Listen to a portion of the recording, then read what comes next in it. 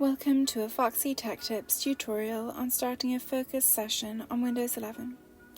If you find this tutorial helpful, please consider subscribing to my channel and liking the video. Focus sessions help you get more done by reducing distractions. From the Windows 11 desktop, go to the search bar at the bottom, search for Settings and then open them.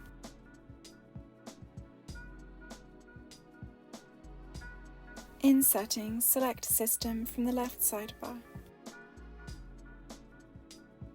Select Focus from the menu.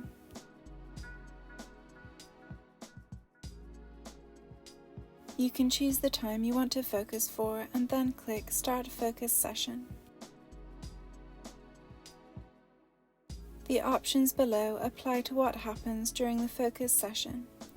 You can disable distracting features that may take away your focus. When you start a focus session, these settings will apply for a set amount of time.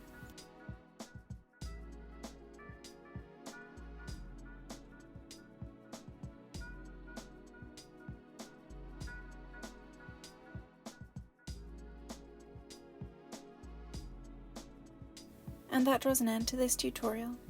Please like the video if you found it helpful, and subscribe to Foxy Tech Tips for more Windows 11 tips and tricks.